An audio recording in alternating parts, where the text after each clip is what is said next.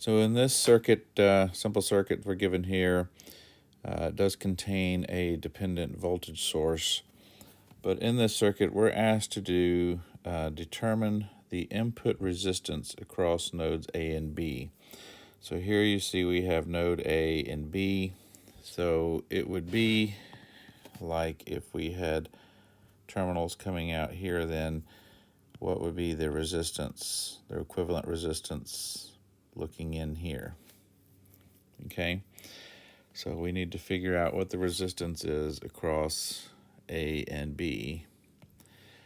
So let's see how we start this. So the first thing we want to notice is we have these two legs here in parallel. So, and they both should have a voltage drop across them of VAB since they are in parallel. So when we look at this, we want to just consider the one on the left first. And when we do that, we can make some observations here. So we can see then that using Ohm's law, remember Ohm's law, V equals IR, but we can solve for the R in this one, and we'll have R is equal to V over I. So in this case, using that, we could say then that the resistance across AB would be equal to the voltage AB divided by the current that's flowing through that leg, which is IX.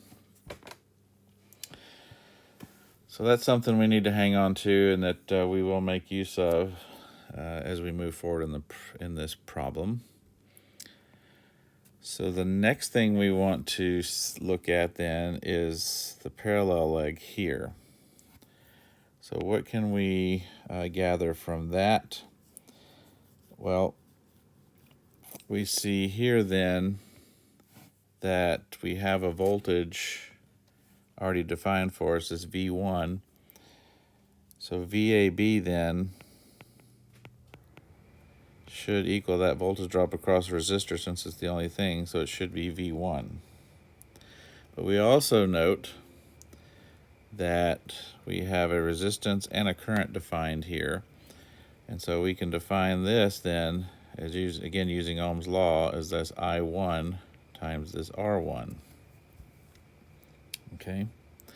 So again, something else that we'll keep in our arsenal here as we continue this problem.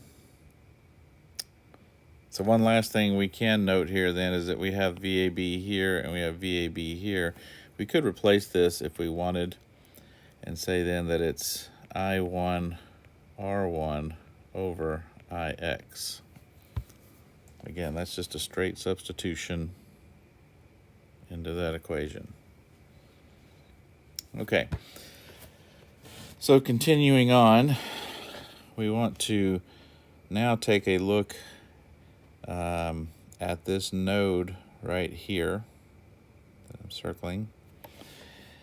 And when we look at that, we can sum up the currents. So I'm going to do that over here. And when we sum up those currents, we see that we have IX going into the node, and then I1 and I2 coming out of the nodes.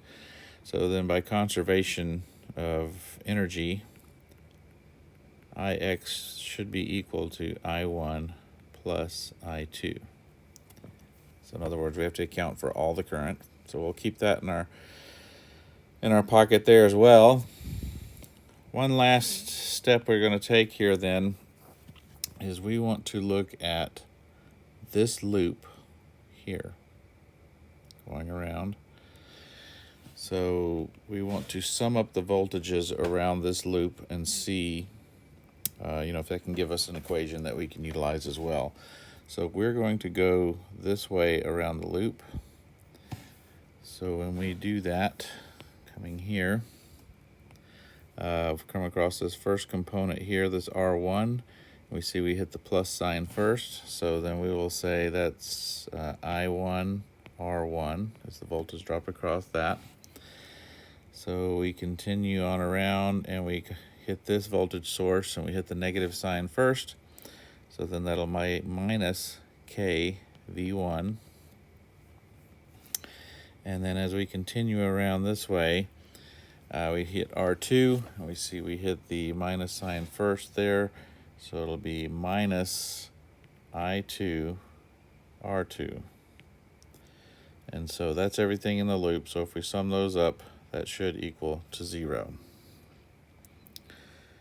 All right, so now we see here that we have V1 defined in terms of I1, so we can substitute that into here.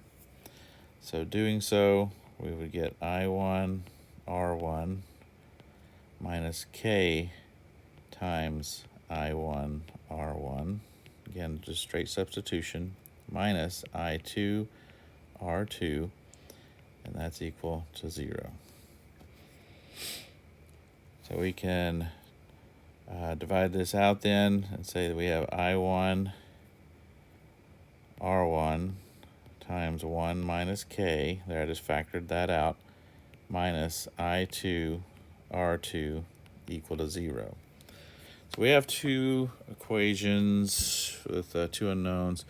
So we want to go back up to the purple equation here, and we see that we could solve this for I2. So let's do that. So if we do that, then I2 would be equal to IX minus I1.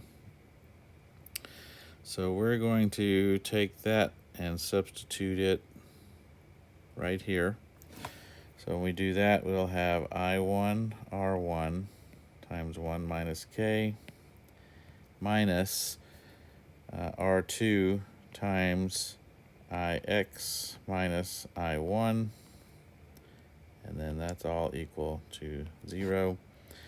So again, let's multiply things out here. So now we have I1 R1 times 1 minus K, same as before.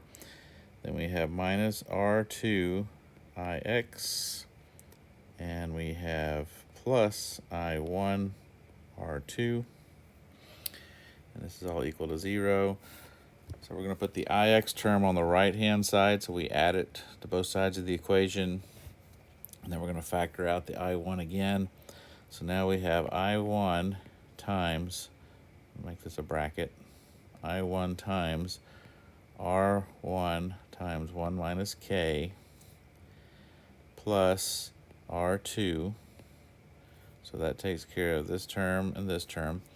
And then that's going to be equal to IX R2. So now, if we solve this for I1, we're going to bring this up here. Solve this for I1, we should have that I1 is equal to IX R2 over R1 times 1 minus K plus R2. And if we were to divide both the top and the bottom through by R2, then we would just have IX over R1 over R2 times 1 minus K plus 1. So there's our expression for I1. So now we see that if we take this value for I1 and plug it back into this equation, let me draw that a little neater. We're going to take this value for I1 and plug it into this equation. That should give us our expression for RAB. So we said here that RAB is equal to I1. Let's write it a little differently. Let's say it's times R1 over IX times I1. Well, if we substitute this straight in, this will be R1 over IX times IX over R1 over R2 times 1 minus K plus 1. Now we see the I-X's cancel out, and we should move the R1 over to the numerator. So finally, our expression for RAB then is going to be R1 over R1 divided by R2 times 1 minus K plus 1.